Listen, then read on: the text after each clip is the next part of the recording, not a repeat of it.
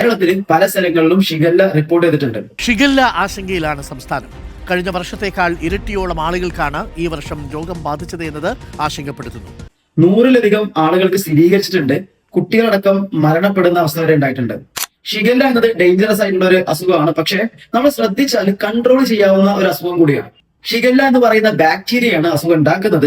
ചെറിയ പനിയോട് കൂടിയാണ് അസുഖം തുടങ്ങുന്നത്. പിന്നീട് വയറുവേദന ഉണ്ടാകും. വയറിളക്കമാണ് പ്രധാന ലക്ഷണം. വയറിളക്കത്തോടൊപ്പം ബ്ലഡും കഫവും മലത്തിലുണ്ടാവും എന്നുള്ളതാണ്. പിന്നീട് ഈ ബ്ലഡിന്റെയും കഫത്തിന്റെയും അളവ് വല്ലാതെ കൂടും.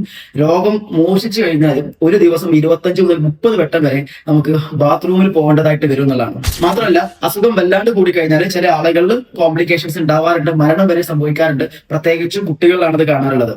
ഷിഗല്ല രോഗം പടരുന്നത് ഫീക്കോ ഓറൽ റൂട്ട് വഴിയാണ്. എന്ന് പറഞ്ഞാൽ അസുഖബാധിതനായ ഒരാളുടെ മലത്തിൽ നിന്നും ബാക്ടീരിയകൾ ഏതെങ്കിലും തരത്തിൽ മറ്റൊരാളുടെ ഭക്ഷണത്തിലേക്കോ വെള്ളത്തിലേക്കോ കലർന്നാലാണ് ഈ ഷിഗല്ല പടരുന്നത്.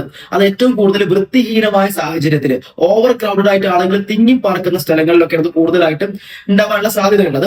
അതുകൊണ്ട് തന്നെ 2 കാര്യങ്ങൾ ശ്രദ്ധിച്ചാൽ നമുക്ക് ഷിഗല്ല രോഗം പടരുന്നത് തടയാനാവും. ഒന്നാമത്തെ കാര്യം, നമ്മൾ കുടിക്കുന്ന വെള്ളമാണ്. നമ്മൾ കുടിക്കുന്ന വെള്ളം പ്യുവർ ആണെന്നുള്ളത് നമ്മൾ ഉറപ്പുവരുത്തുക എന്നുള്ളതാണ്. അതിൽ തിളപ്പിച്ചാറിയ വെള്ളം മാത്രം കുടിക്കുക എന്നുള്ളത്. പ്രത്യേകിച്ച് മഴക്കാലങ്ങളൊക്കെ നമ്മുടെ കിണറുകളിലേക്ക് ഇപ്പൊ സെപ്റ്റിക് ടാങ്കും മറ്റു ഓവുചാലിനൊക്കെയുള്ള വെള്ളം കലരാനുള്ള സാധ്യത വളരെ കൂടുതലാണ്. അതുകൊണ്ട് തന്നെ വെള്ളത്തിന്റെ കാര്യത്തിൽ പ്രത്യേക ശ്രദ്ധ പുലർത്തുക. പ്രത്യേകിച്ച് പുറത്തു പോകുന്ന സമയത്ത് നമ്മൾ ഹോട്ടലിലോ മറ്റോ ഭക്ഷണത്തിന്റെ കൂടെ തരുന്ന വെള്ളം ഈ തിളപ്പിച്ച വെള്ളത്തോടൊപ്പം നോർമൽ വാട്ടർ മിക്സ് ചെയ്തിട്ടാണെങ്കിലും നമുക്ക് അസുഖം വരാനുള്ള സാധ്യതയുണ്ട്. അത്തരം കാര്യങ്ങൾ നമ്മൾ ശ്രദ്ധ വേണം എന്നുള്ളതാണ്. രണ്ടാമത്, നമ്മൾ കഴിക്കുന്ന ഭക്ഷണമാണ്. നമ്മൾ കഴിക്കുന്ന ഭക്ഷണം വൃത്തിയുള്ള എന്നുള്ളത് നമ്മൾ ഉറപ്പുവരുത്തണം. അതിന് നമ്മൾ കഴിക്കുന്നതിന് മുന്നേ കൈ കഴുകുക, സോപ്പിട്ട് കഴുകുക എന്നുള്ളതാണ് അതിന്റെ ഒന്നാമത്തെ സ്റ്റെപ്പ്. മാത്രമല്ല, വൃത്തിഹീനമായ സാഹചര്യങ്ങൾ ഉണ്ടാക്കുന്ന ഭക്ഷണം ഒഴിവാക്കുക എന്നുള്ളതാണ്.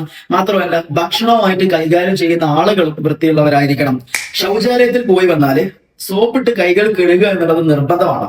മാത്രമല്ല, ഈ മഴക്കാലത്ത് തന്നെ ഈച്ചകളുടെ ശല്യം വല്ലാതെ വർദ്ധിക്കും. ഈച്ചകൾ പല മലിന വസ്തുക്കളിലും പോയിരുന്ന് അതേ ഈച്ചകളിൽ നമ്മളെ ഭക്ഷണത്തിലേക്കും വെള്ളത്തിലേക്കും ബാക്ടീരിയകൾ എത്തിക്കാനുള്ള പ്രധാന വാഹിനികളാണ്. അപ്പൊ ഈച്ചകൾ ഇരിക്കുന്ന ഭക്ഷണം കഴിക്കാതിരിക്കുക. പുറത്തു പോയി കഴിഞ്ഞാൽ ചൂടുള്ള വൃത്തിയുള്ള ഭക്ഷണം മാത്രം കഴിക്കുക എന്നുള്ളതും പ്രധാനമാണ്.